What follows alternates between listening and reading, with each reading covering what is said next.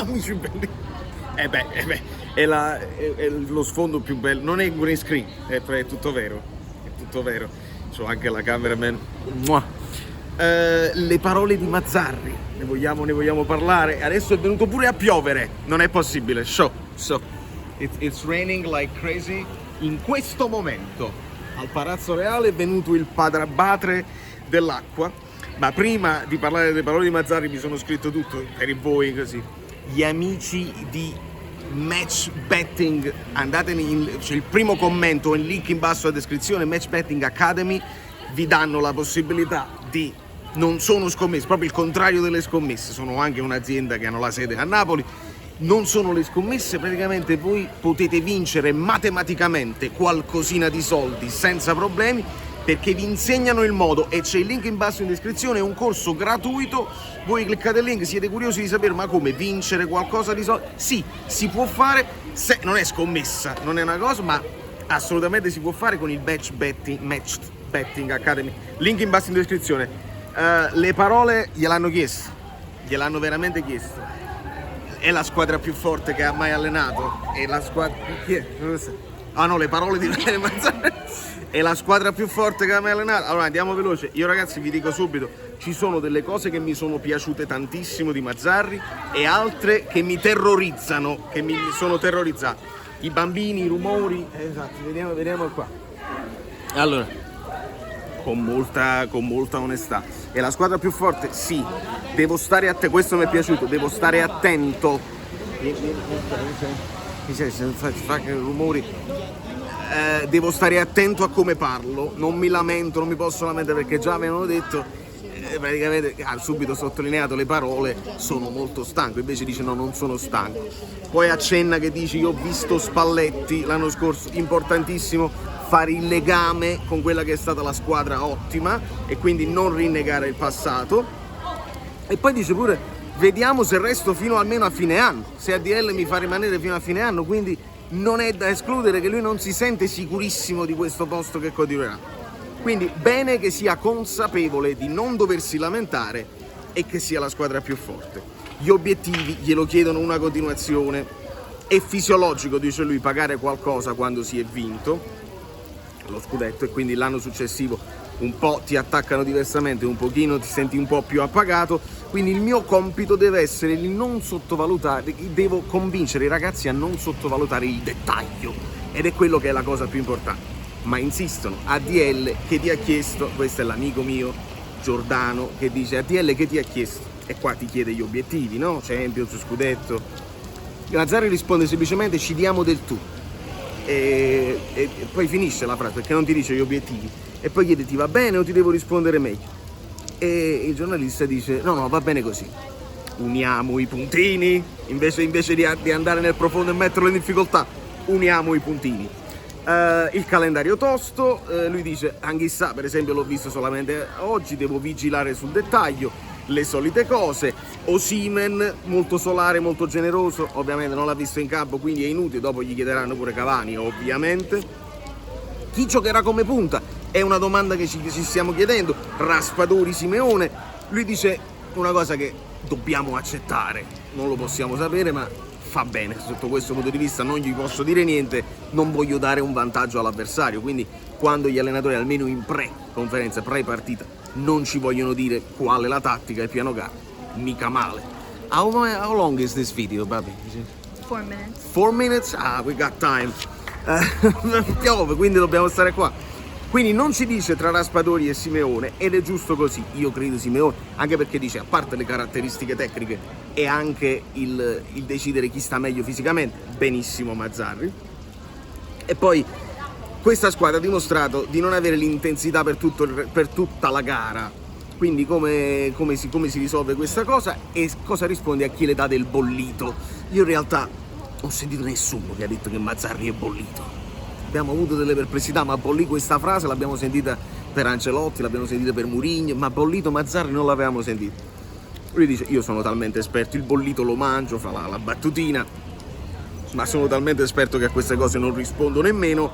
Però bello qua, bello il passaggio che lui fa, lui dice io non critico Garcia, non critico l'allenatore che mi ha preceduto, non so, devo ancora avere la piena conoscenza e consapevolezza dei ragazzi, dei problemi, deve fare le partite e dobbiamo aspettare, ma lui dice non critico quello che ha fatto Garcia e devo capire se effettivamente è vero, ed è giustissimo questo che dice Mazzarri, studierò partita dopo partita e avrò dei dati da analizzare. Si chiede del modulo, si chiede del 4-3-3 e qua cominciano le cose che non mi convincono troppo. Mazzarri un pochino troppo pieno di sé, non c'è modestia in quest'uomo. Lui dice a Coverciano: io sono vecchio, quindi sono esperto, insegnavo io agli altri, mi chiamano per insegnare i moduli. Attenzione Mazzarri, ce la pensiamo un pochino troppo. Inizio con il 4-3 perché è una cosa logica per questa squadra che è abituata, e poi si vede. Adesso l'Atalanta, io sono esperto, insiste, sono molto esperto, ero l'allenatore del momento, quando il Napoli mi chiamò potevo andare da qualunque parte. Mazzarri, cala Merlino, piano, sì, era un allenatore in voga perché aveva fatto la Regina, la Sampdoria, però l'allenatore del momento, cala Merlino, non mi sembra il caso di partire così. Fai le prime vittorie e poi te le puoi giocare queste carte, quindi questa è una cosa che non mi convincono. Ancora lo scudetto, e qua invece sono d'accordo con lui, se è un momento delicato dobbiamo, è nella sua natura dire partita dopo partita, le famose tutte sono finali, che non sono finali, ma vivere partita dopo partita. Che parliamo a fare di scudetto se non vinciamo la prossima partita? È inutile mettersi questo obiettivo che ti dà anche troppa pressione. È un momento delicato, l'ultima è stata persa, vediamo di vincere almeno una partita e poi se ne parla. Ma nella testa dei ragazzi c'è lo scudetto e si insiste. Scusate, un bacetto. Si insiste.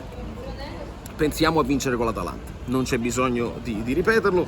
Ancora il paragone Cavani-Osimhen, e lui insiste che Cavani l'ha inventato lui, eccetera eccetera. Sono simili per generosità, per la voglia che hanno anche di aiutare la squadra, fare una corsa in più, e sotto questo punto di vista non c'è dubbio. Il feeling con lo stadio da ritrovare.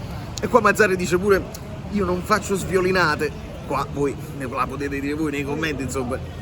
Violino può essere una frase che non ci ha pensato, ma il violino di Garcia ci azzecca.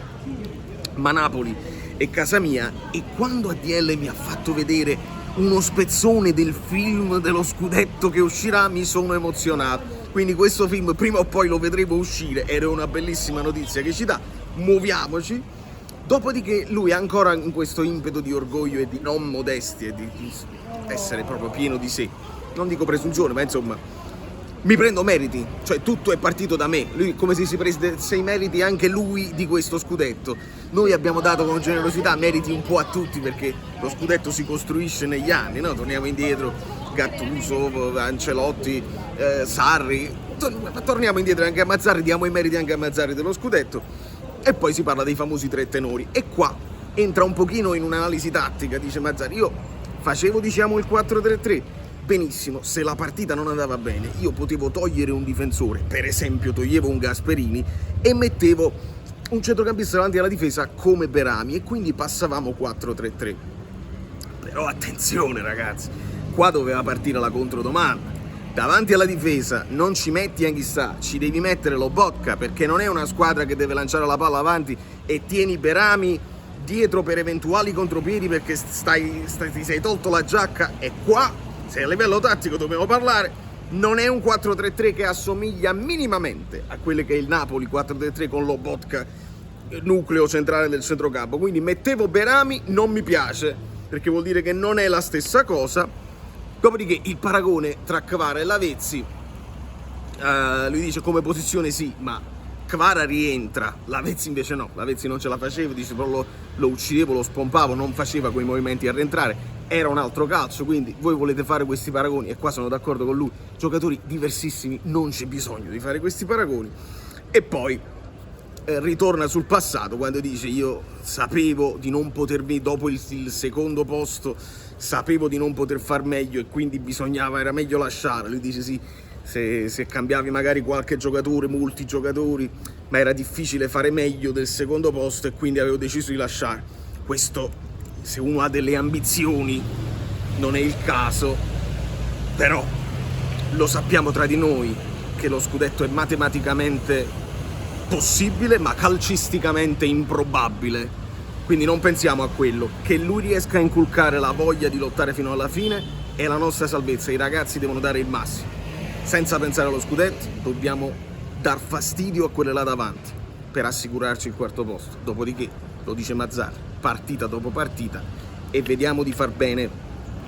Io me la seguo al Vomero domani c'è la partita, e quindi ci teniamo aggiornati. Sotto nei commenti ricordate di passare da bet